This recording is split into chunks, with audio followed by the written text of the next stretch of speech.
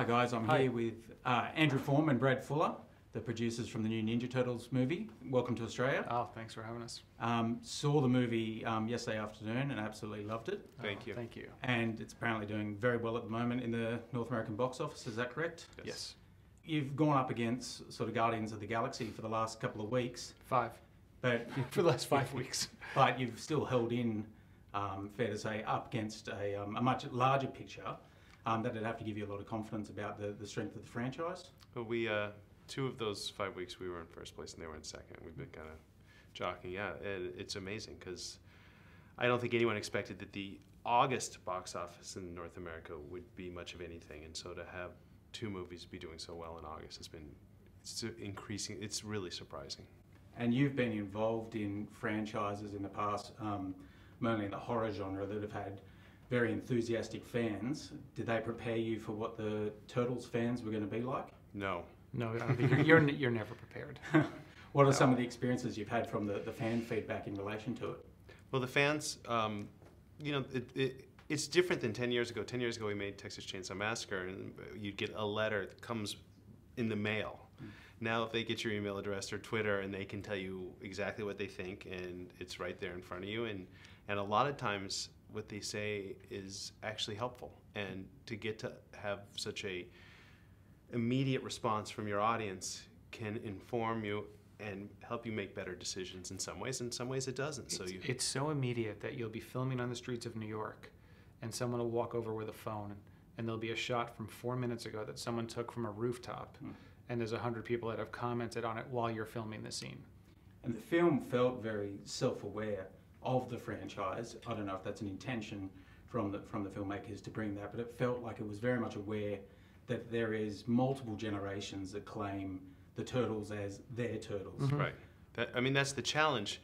And what we tried to do to kind of calm all the people is that Kevin Eastman, who created the Turtles, he sat in our office, he worked with the writers, he was an important part of the team that made this movie. And so he was kind of the sounding board of, can we do this, can we not do this? And if he said that we could go ahead and do it, that was kind of the places where we went away from what people might have expected from their Turtles. Yeah, I mean, call for Kevin from set. Say, Kevin, we're thinking about doing this thing. What if Michelangelo does this? And just bounce the ideas off him. And, you know, used Kevin throughout the entire process, all the way through post-production, through our motion capture. And we're going to use him on the second one as well. I mean, it's a very helpful tool for us.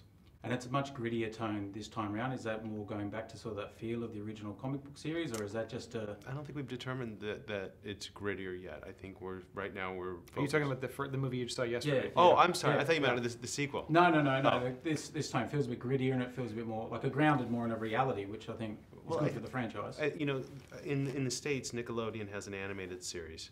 And so we wanted to kind of be...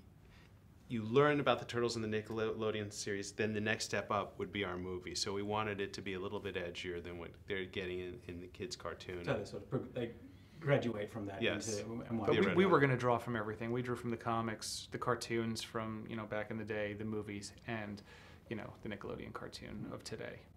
And in terms of the performances, I thought Megan Fox really steal the show. It feels like her first opportunity to really make a film her own. She's only had, sort of in the Transformers films, she's had a smaller role, a couple of other performances, not as much screen time. How do you feel that she handled herself, obviously? Listen, she was born to play April O'Neil. I mean, when I sat down with Megan the first time and we talked about Turtles, you know, just to even just say, oh, what are you up to, Megan? We haven't seen you in a long time. She was so into the movie, it was crazy. It's before we even had a script. So, I mean, I think she was born to play that character, and I can't imagine anyone else wearing the yellow jacket. And now, looking to the future of the franchise, obviously superhero movies and comic book movies are now looking to build the world within their franchise. We've seen that obviously with what Marvel have been able to do, and more is happening with the new Spider-Man, with the various spin-offs. Does that give you confidence that the market is now looking for more from each franchise? And we're lucky that Eastman and Laird over the last 30 years have created so many characters. So there's a number of characters we wanted to put in this movie that we couldn't. And the fact that we're lucky enough to go back and do it again, we're like, oh, well, these 4 other characters we always wanted to work with, let's bring them into this movie now. So, yeah, we feel very lucky about all that.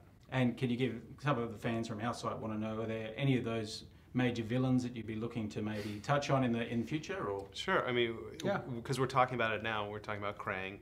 We're talking about Bebop and Rocksteady. You know, we're talking. Talk about Casey Jones, Jones. maybe making an appearance in this movie also, of course. You know. I mean, it's at the very early stages. We just, you know, they told us they wanted to do a sequel within the last 3 or 4 weeks, I guess. So we're just getting started now. But I guess you'd now be happy with the box office numbers that give you some sort of confidence going forward that everyone will be ready to see those new villains and possibly go with you on this journey. That's what Yeah, we hope. feel very lucky that people have responded so well to the movie. Excellent. Well, thank you guys very much for your time out here today. Hope you had fun in Australia and look forward to the next instalment. Oh, Great. thank you very much. You. Beautiful. Fantastic. You're very good at what you do.